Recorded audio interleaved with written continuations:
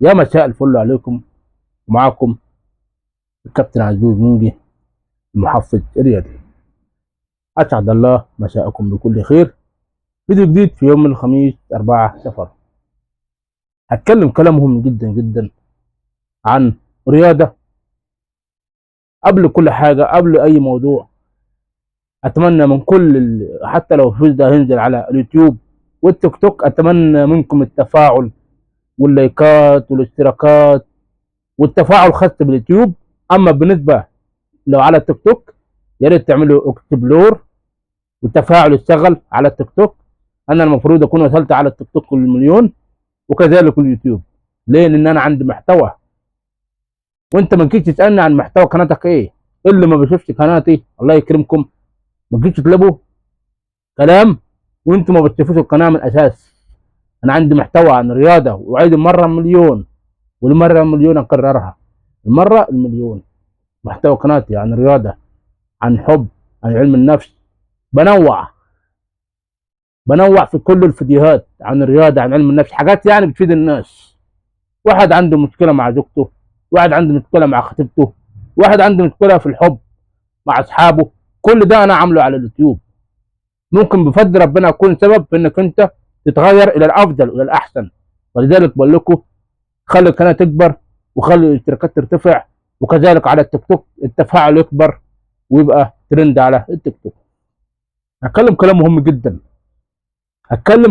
جدا النهارده. اللي خلاني هتكلم عن رياضه، اللي خلاني بقيت كابتن، واللي وصلني لمرحله ان انا حبيت ان انا اوصل لكده.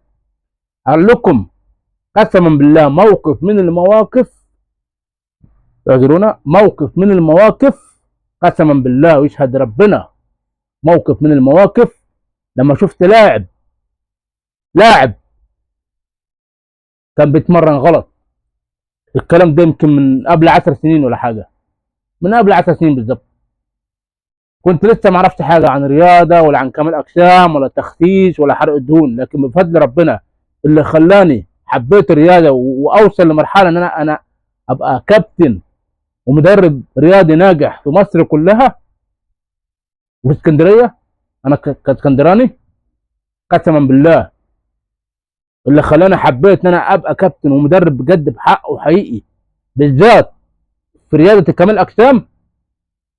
اللي لما شفت لاعب كان بيتمرن تمرين غلط بكمال اجسام، وافتكرتها حاليا. لاعب كان بيلعب تمرين الباي وهو بيلعب جسمه وظهره مش ثابت. فمن كتر ما بشوف لعيبه بيتمرنوا غلط، ده السبب الرئيسي قسما بالله اللي خلاني ابقى كابتن. لان بفضل ربنا اللي خلاني صحيت وفقت، قسما بالله العلي العظيم نصحت بعد اللعيبه ان التمرين، ان رياضه كمال اجسام مش انك تتمرن وخلاص، ولا بالاوزان العاليه ولا بالاوزان الخفيفه. اهم حاجه في الرياضه انك تلعب صح. تمرين الباي وانت بتلعبها على الواقف تلعبها وجسمك يبقى ثابت، ظهرك يبقى ثابت. واحد بيلعب كده ويحرك ظهره معاه، ده غلط، ده اصابه لا قدر الله. اللي بيتمرنوا غلط في كمال اجسام بالذات، دكتور بتاع العظام يقول لك انت خلاص ممنوع من رياضه كمال اجسام. ليه يا معلم؟ جات لك اصابه في القطنيه وفي الظهر. فاللي خلاني بقيت كابتن وحبيت رياضه كمال اجسام، وبقيت بفضل ربنا عرفت كل حاجه حتى في كمال اجسام. لو تسالني انت عندك ايه النهارده، هقول لك العب كده، العب كده، اتمرن كده.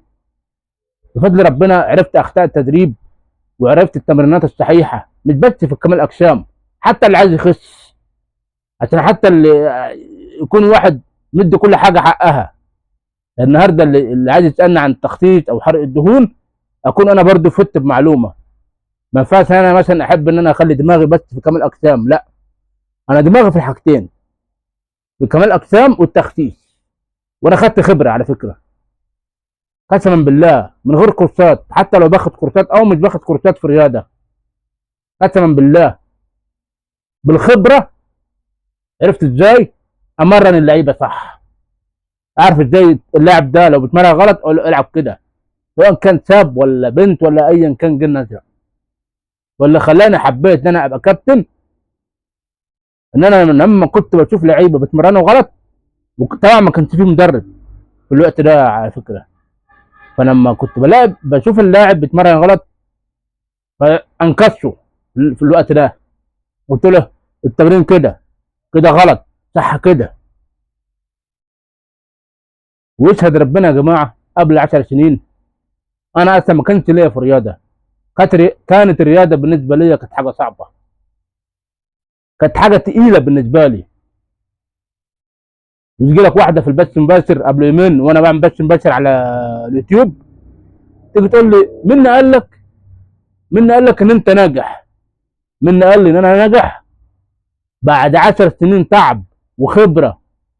واحد لما بيتعب وبالاراده والعزيمه حب مجال الرياضه وخد خبره وبالعمل ويعرف ازاي التمرين صح والتمرين غلط وازاي يتمرن وتمرين حرق الدهون، ويجي لك واحده في التعالى تقول لك مين قال لك انت ناجح؟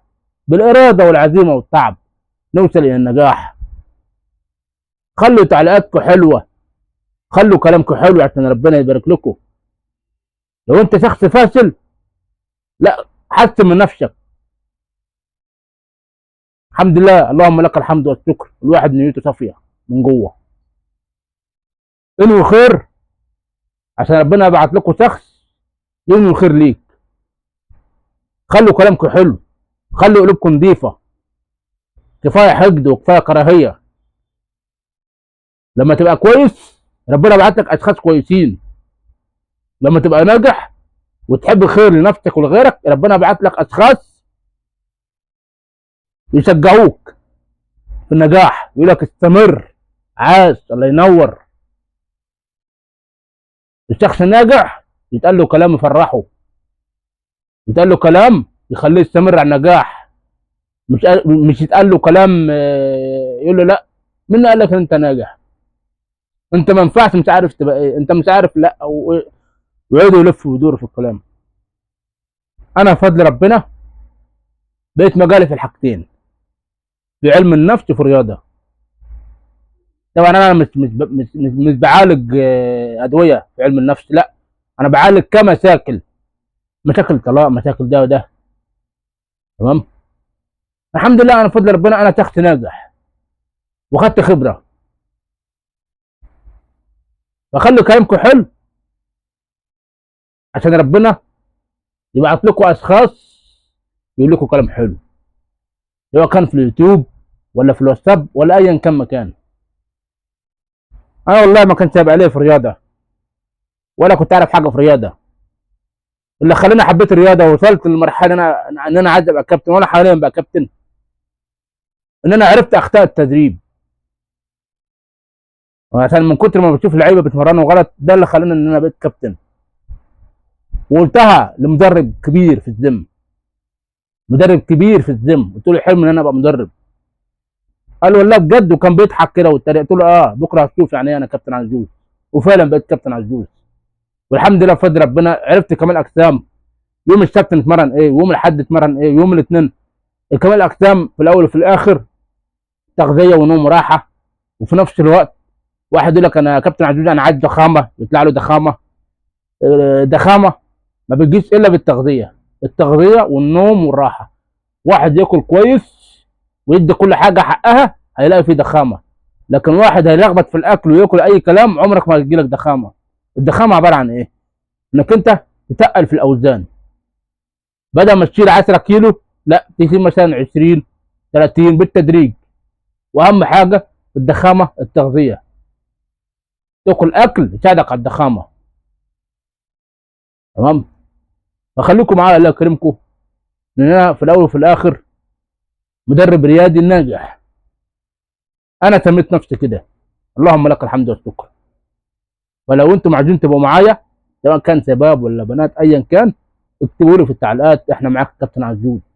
ليه؟ لان الحمد لله لما اقول لكم ان انا مدرب ريادي ناجح دي تبقى اول مره في مصر ان انا اقول على نفسي ان انا مدرب رياضي ناجح. فعلا انا مدرب رياضي ناجح، نيتي صافيه ومحبوب، وادخل السعاده والبهجه على اللاعب، بنضحك ونهزر بكل ادب واحترام.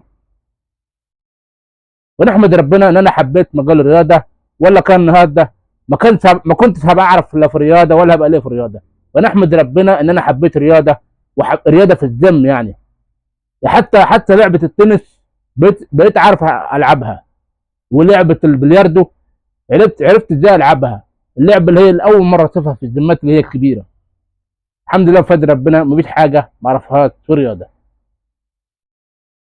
فبالاراده والعزيمه نوصل الى النجاح، مفيش حاجه تيجي بالساهل. اتمنى منكم الدعم والشكر لكم.